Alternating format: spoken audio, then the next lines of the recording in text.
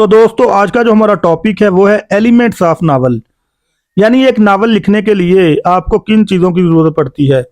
इनमें कुछ एलिमेंट्स हैं। Number 1 theme, number 2 plot, number 3 point of view, number 4 character, number 5 setting, number 6 conflict, number 7 language और style. ये सब चीज़ें नावल के लिए बहुत इंपॉर्टेंट होती हैं। तो चलिए इनको एक एक करके डिस्कस करते हैं। सबसे पहले आते हैं नंबर 1 पर, जो कि है हमारा थीम। थीम बहुत इंपॉर्टेंट है, इसके बगैर नावल अनकंप्लीट है।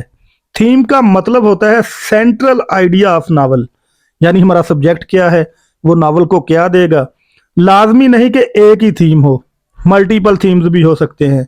मिसाल के तौर पर एलिस वॉकर ने एक बुक लिखी थी जिसका नाम था द कलर ऑफ पर्पल। ठीक है, इस बुक के अंदर इसका जो मेन थीम था वो था गॉड एंड स्पिरिचुअलिटी, लेकिन इसके अंदर और भी बहुत सारे थीम्स है, जैसे रेसिज्म, जेंडर रोल, वायलेंस। इसी तरह और भी अलग अलग थीम्स हो सकते हैं, जैसे मदरहुड, फॉरगिवनेस, वार, रिवेंज। हमारा जो दूसरा एलिमेंट है उसका नाम है प्लॉट। प्लॉट का मतलब होता है स्टोरी, यानी हमारी कहानी। ये बहुत इंपॉर्टेंट एलिमेंट है। इसमें क्रोनोलॉजिकल इवेंट्स को जोड़कर प्लॉट तैयार किया जाता है, यानी डिफरेंट इवेंट्स को जोड़कर प्लॉट तैयार किया जाता है। लाजमी नहीं एक ही प्लॉट हो, सब प्लॉट भी हो सकते हैं, यानी एक से ज्यादा प्लॉट भी हो सकते हैं। कहानी के अंदर भी कहानी हो सकती है। जैसा कि अक्सर आपने बॉलीवुड की मूवीज देखी होंगी, जैसे ही क्लाइमैक्स आता है नई स्टोरी शुरू हो जाती है। तो जरूरी नहीं कि एक ही स्टोरी हो हर नावल के अंदर। तो इसी तरह जो स्टोरी होती है वो काज एंड अफेक्ट पे बेस करती है, यानी हर स्टोरी के पीछे कोई ना कोई वजह होती है, रीजन होती है।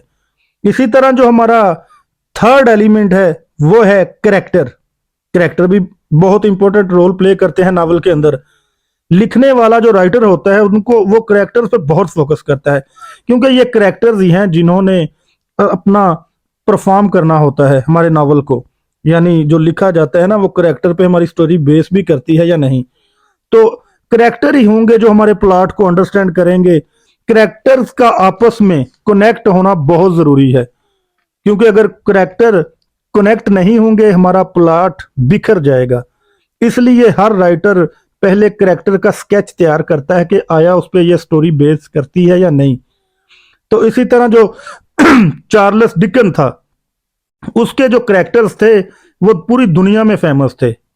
चाहे करेक्टर छोटा हो या बड़ा हो, वो कहानी से जुड़ना चाहिए, कहानी से अलग नहीं होना चाहिए। करेक्टर्स के अपने अंदर इमोशंस होते हैं जो स्टोरी को इंटरेस्टिंग बनाते हैं और ऑडियंस को इम्प्रेस करते हैं। करेक्टर जो होते हैं ना, मेन करेक्टर, वो दो तरह के होते हैं। जैसे प्रोटोगोनिस्ट, मुझे से प्रोनाउन नहीं हो रहा, आपको स्क्रीन पे नजर आ रहा होगा, वो हमारा मेन करेक्टर है। और दूसरा एंटेगोनिस्ट। एंटेगोनिस्ट यानी जो मेन हीरो के अपोजिट होता है, उसे एंटेगोनिस्ट कहते हैं। यह जरूरी नहीं होता कि एक नावल के अंदर एक ही प्रोटैगोनिस्ट हो या एक ही एंटेगोनिस्ट हो, यह मल्टीपल भी हो सकते हैं। तो जैसे फॉर एग्जांपल मैकबेथ, वो नावल के अंदर खुद ही विलन भी था और हीरो भी था। इसी तरह ये मल्टीपल भी हो सकते हैं। तो अब चलते हैं हम अपने फोर्थ एलिमेंट की तरफ, जिसका नाम है सेटिंग। सेटिंग का मतलब होता है बैकग्राउंड, यानी प्लेस, जगह। जो नावल के अंदर जगह, प्लेस यानी बैकग्राउंड होता है, वो एक सिटी भी हो सकता है, एक एनिमल फार्म भी हो सकता है। इसी तरह सेटिंग के अंदर और भी यानी चीजें आ जाती हैं, जैसे टाइम, क्लाइमेट, वेदर, लाइफस्टाइल। यानी नावल लिखते वक्त जो जगह, टाइम, प्लेस चेंज होती रहती है, इसे सेटिंग कहते हैं। अब हमारा जो फिफ्थ एलिमेंट है वो है कन्फ्लिक्ट। कन्फ्लिक्ट का मतलब होता है द प्रॉब्लम ऑफ नावल, यानी नॉवल के अंदर प्रॉब्लम क्या है, यानी हमारा हीरो किसके खिलाफ लड़ रहा है। यह कन्फ्लिक्ट है जिसके खिलाफ हमारा हीरो लड़ रहा है और अपने गोल को अचीव करने की तरफ जा रहा है। हो सकता है उसका कॉन्फ्लिक्ट एक पर्सन से हो, नेचर से हो, खुद से हो, सोसाइटी से हो। जैसा कि आपने वो एक नेचर पे बुक आई थी, the old man and the sea. इसमें जो हीरो था उसका जो कन्फ्लिक्ट था वो नेचर के साथ था, यानी वो नेचर के साथ लड़ रहा था।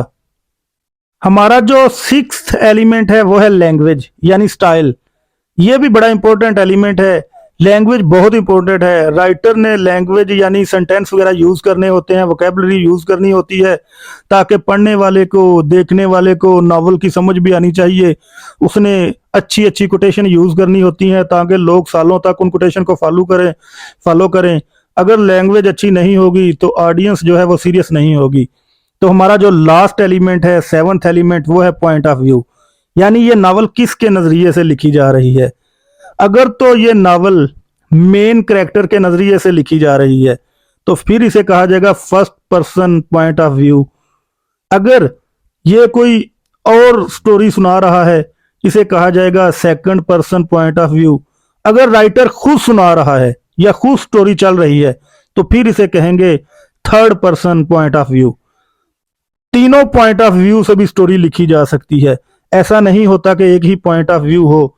तो यानी एक नावल जैसे शेक्सपियर का है ओथेलो, उसमें मेन कैरेक्टर ही को लेकर स्टोरी चल रही होती है, ओथेलो को लेकर, तो वो first person point of view मिसाल के तौर पर होगा। तो इसी तरह कोई और इस स्टोरी को सुना रहा होगा वो second person point of view होगा। और अगर राइटर खुद सुना रहा है या लिख रहा है या तो फिर वो third person point of view होगा। उम्मीद करता हूँ आपको वीडियो की समझ आ गई होगी, आपके काफ़ी नॉलेज में इजाफा होगा। तो अगर वीडियो अच्छी लगे लाइक कीजिए और मेरे चैनल को सब्सक्राइब कीजिए।